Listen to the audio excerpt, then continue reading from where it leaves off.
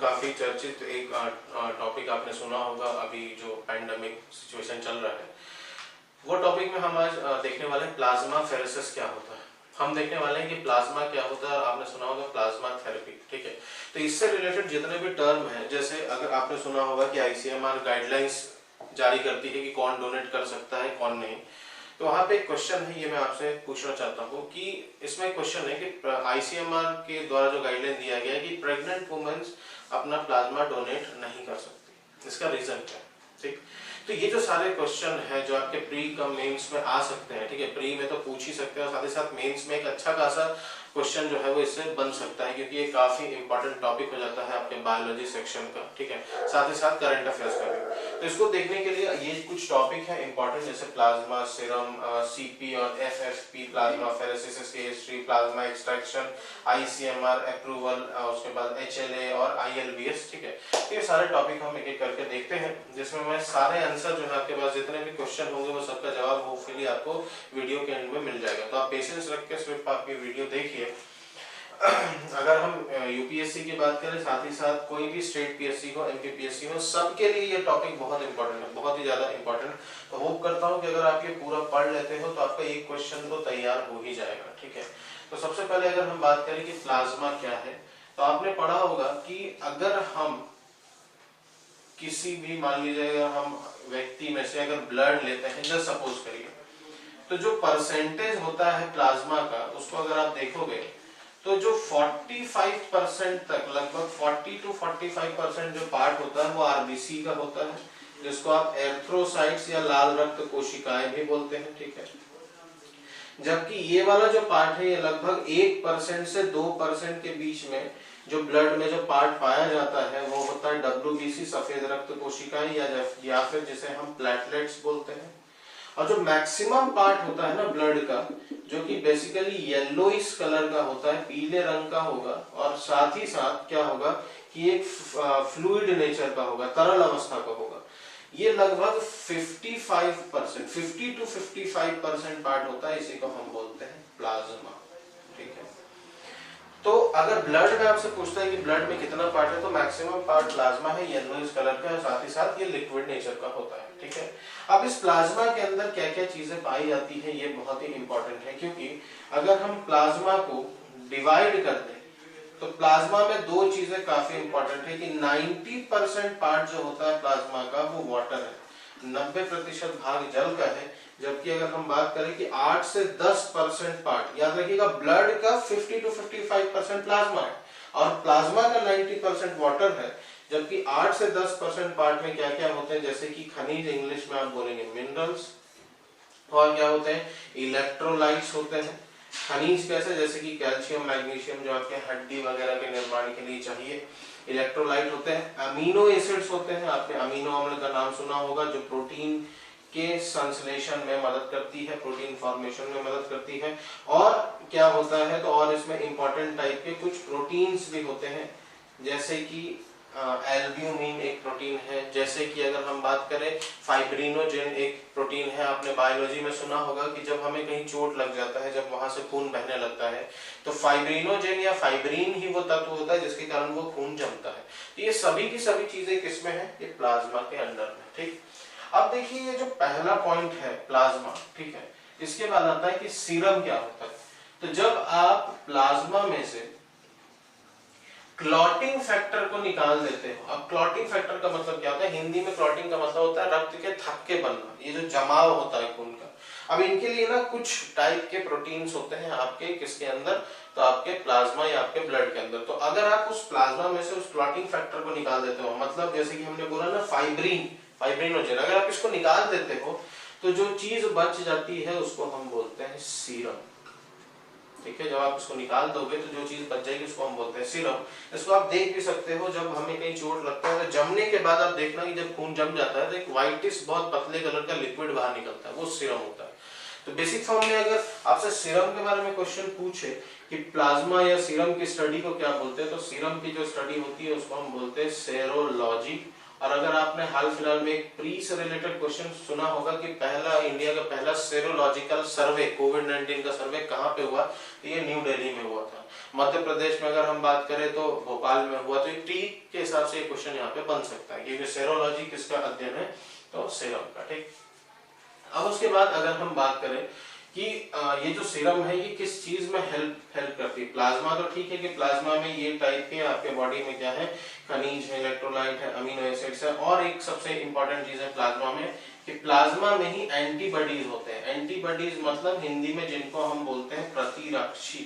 ठीक है, अब ये वही प्रतिरक्षी जिनको आप बेसिकली बोल सकते हो कि ये आपके बॉडी के क्या है, हीरो है, जो आपके बॉडी को बीमारियों से बचाते हैं, जो आपके बॉडी को अलग अलग फॉरेन जीवाणु विषाणु मतलब वायरस बैक्टीरिया इनसे बचने में मदद करते हैं। ठीक है, सीरम क्या आपको मदद करता है, तो सीरम के जरिए हम किसी भी व्यक्ति में ये चेक कर पाते हैं कि उसके बॉडी में कितना कोलेस्ट्रॉल है।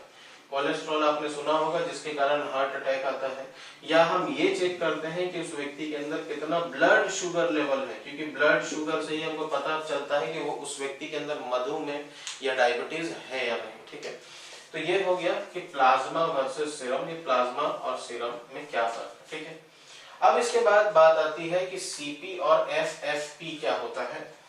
तो सीपी और एफएफपी की अगर हम बात करें तो आपने सुना होगा कॉन्वलेसेंट वर्ड का इस्तेमाल होता है।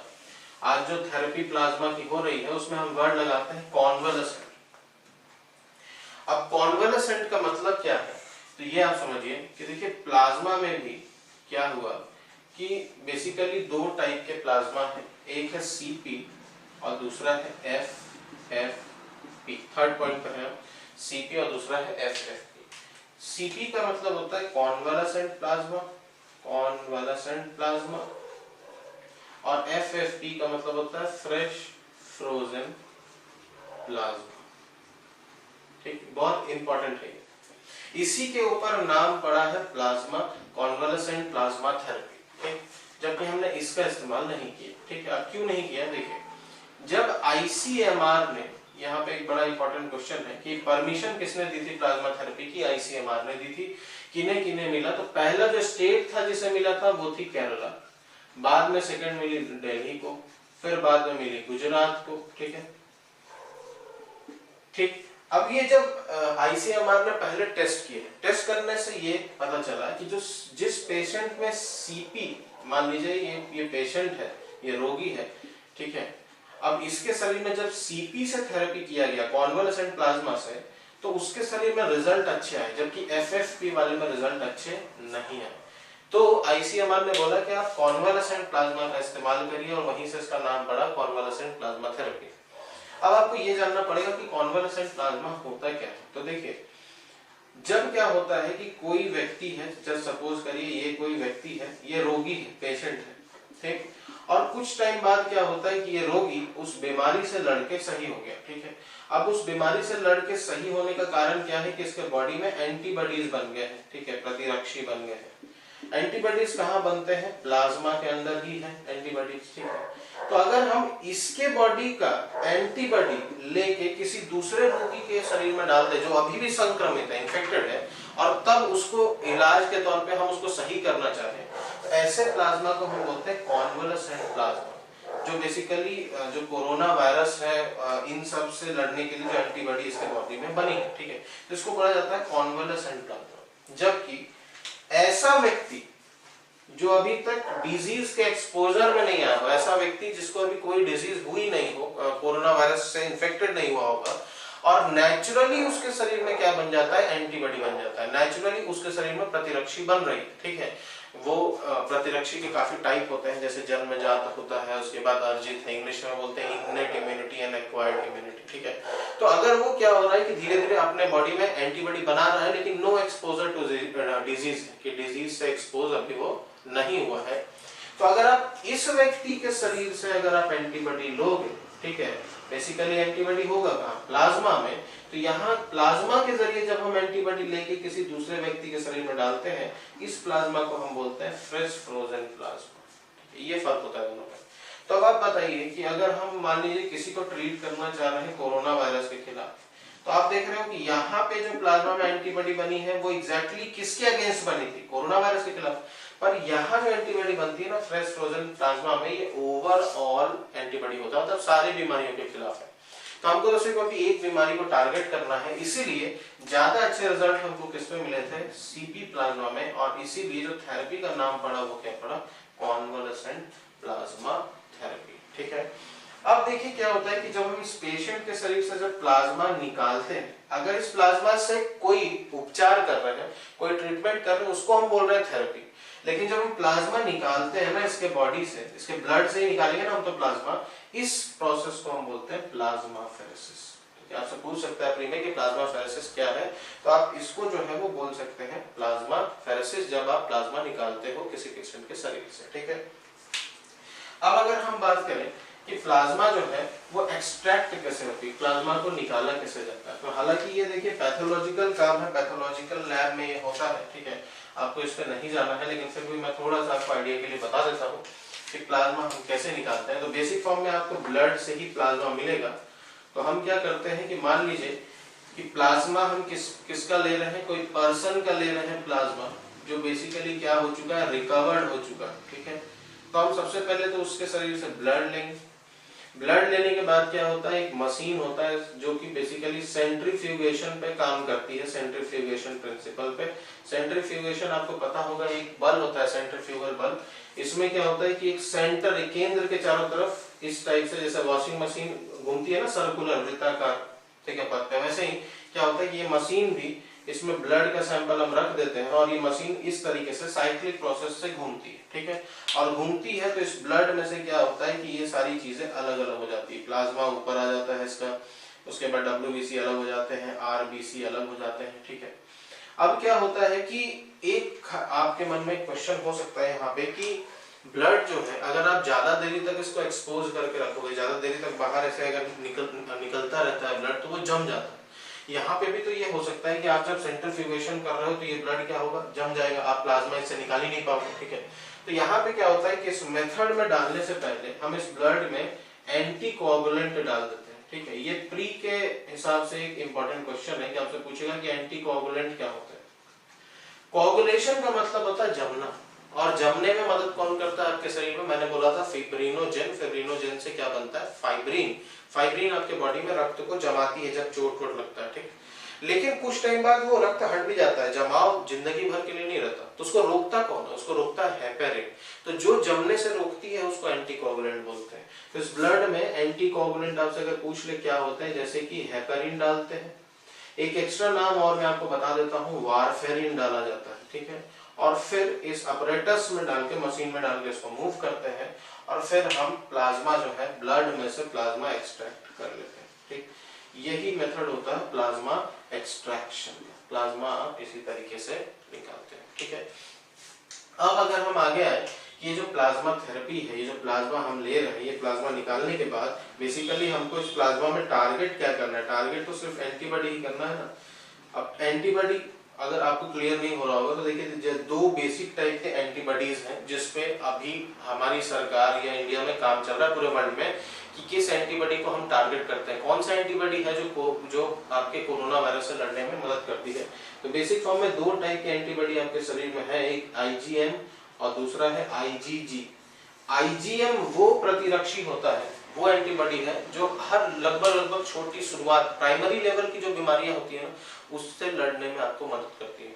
लेकिन जो सेकेंडरी लेवल की बीमारियां, जहां आपका शरीर नहीं लड़ पा रहा है इन एंटीबॉडी से, तब आपकी शरीर IgG बनाती है। ये वो एंटीबॉडी है जो बेसिकली हम ढूंढते हैं उन लोगों में जो कोविड-19 से ठीक हो चुके हैं। ठीक है, अब क्या है कि अगर हम बात करें कि Ig का मतलब क्या होता है, इसमें Ig का मतलब होता है इम्यूनोग्लोबुलिन्स। ठीक है, और इम्यूनोग्लोबुलिन्स WBC का ही एक पार्ट है, या आपके इम्यून सेल का एक पार्ट है, प्रतिरक्षी कोशिकाओं का एक पार्ट है। ठीक है, अब अगर हम हिस्ट्री की बात करें कि हिस्ट्री जो है इसकी क्या है, क्या हिस्ट्री रही है प्लाज्मा थेरेपी की, कब कब इसका इस्तेमाल हुआ है, तो देखो इसकी हिस्ट्री काफी पुरानी है, कोई नई हिस्ट्री तो है नहीं इसकी। पुरानी हिस्ट्री इन द सेंस क्या है कि इसका पहला इस्तेमाल अगर हम बात करें तो दुनिया में सबसे पहला अगर हम महामारी देखें बड़े स्केल पे, वो स्पेनिश फ्लू थी।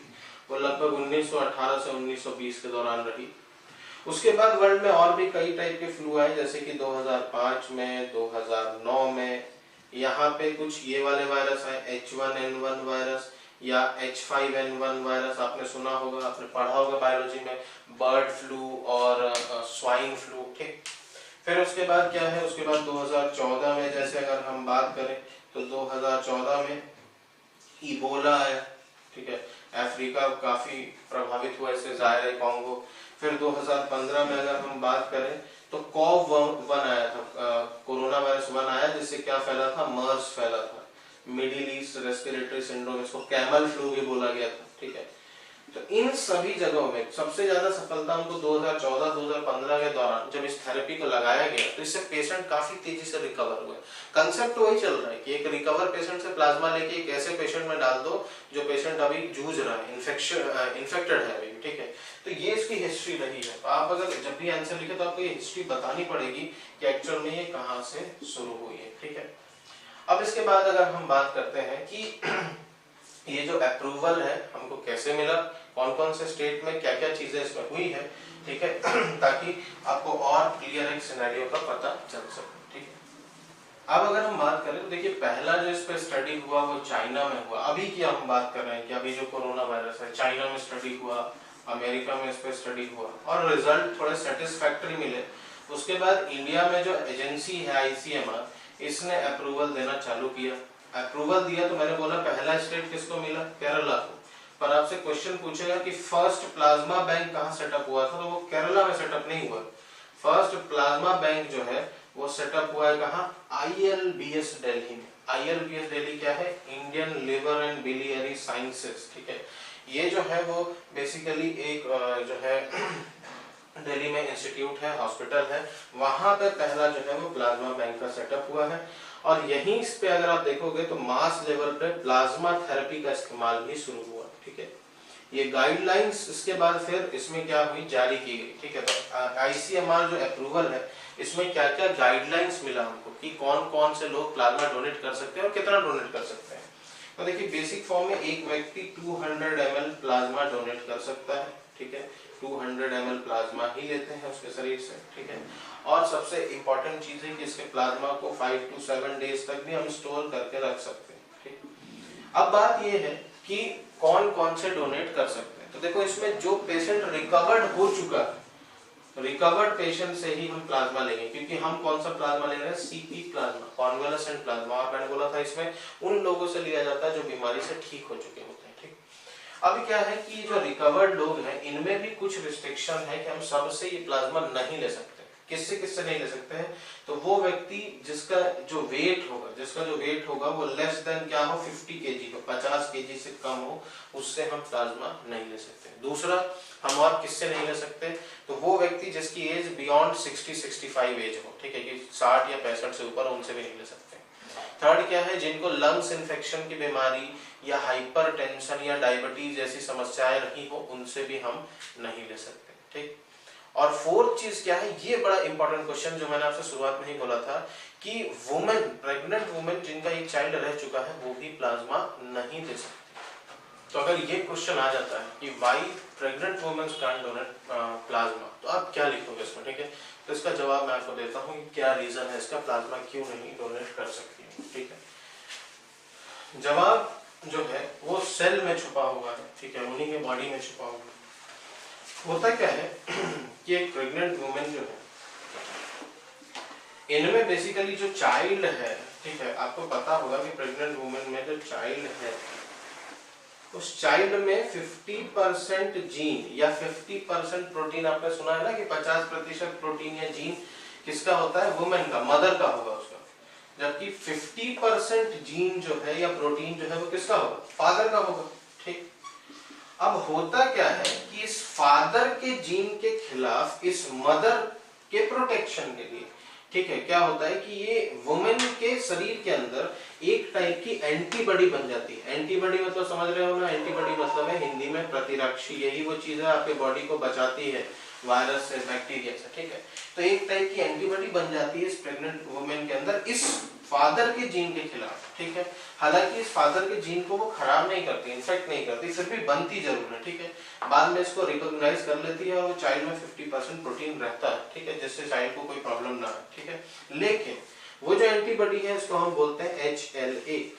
HLA का फुल फॉर्म होता है ह्यूमन ल्यूकोसाइट्स एंटीजन, ठीक है।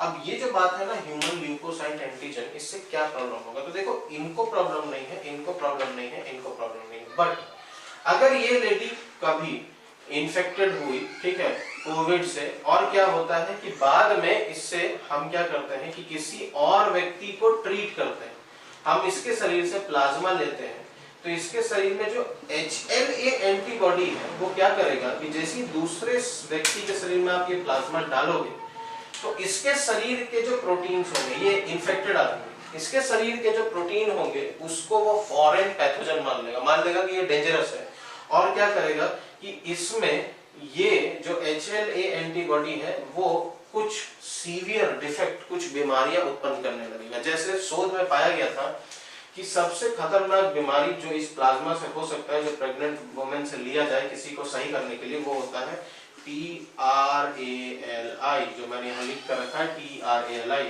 TRALI क्या होता है? तो इसका फुल फॉर्म है transfusion related acute lungs infection, ठीक है। ये जो है ट्रांसफ्यूजन मतलब होता है जब आप ट्रांसफर कर रहे हो, तो इसमें क्या है, लंग्स इन्फेक्टेड हो जाता है। और सबसे बड़ी प्रॉब्लम है कि कोरोना वायरस के जितने भी टाइप है उसमें सबसे ज्यादा इन्फेक्टेड क्या होता है, लंग्स। कोविड-19 में भी क्या इन्फेक्टेड है, लंग्स। और अगर ये ट्राली जो है TRALI, अगर ये डिफेक्ट पैदा हो रहा है इस प्रेग्नेंट वुमन के प्लाज्मा के कारण, तो ये तो रोगी की जो कंडीशन है उसको और भी पैथेटिक बना देगा, ठीक है। क्योंकि इसमें होता क्या है, तो इसमें पहली चीज जो है जैसे इडेमा हो सकता है। इडेमा वो होता है जिसमें लंग्स में फ्लूइड भर जाता है, एक्सेसिव पानी भर जाना, जिसको आप कहते हैं। दूसरा क्या होता है कि दूसरा होता है इसमें कि हाइपोक्सेमा। हाइपोक्सेमा वो चीज है, प्री में पूछ सकता है आपसे कि हाइपोक्सेमा क्या है, इडेमा क्या है। हाइपोक्सेमा वो होता है जिसमें आपके लंग्स में ऑक्सीजन का लेवल घट जाता है, और हमको पता है कि हमको रेगुलर 24 आवर्स हम जो चाहते हैं कि इसका जो लेवल है वो कैसा रहे, वो सही रहे, ठीक है। ऑक्सीजन का लेवल जो है वो बना रहे, ठीक है। तो ये जो है वो बेसिक पूरा प्लाज्मा थेरेपी था, जो आप मेंस में एक अच्छा आंसर लिखने में आपको मदद मिलेगी। मैंने सारा इंफॉर्मेशन आपको दिया है, जहाँ पे जो भी डाउट हो तो वो आप मुझसे पूछ सकते हैं मैसेज करके, मैं बिल्कुल जवाब दूंगा। तो फिर मिलेंगे हम नेक्स्ट वीडियो में, तब तक के लिए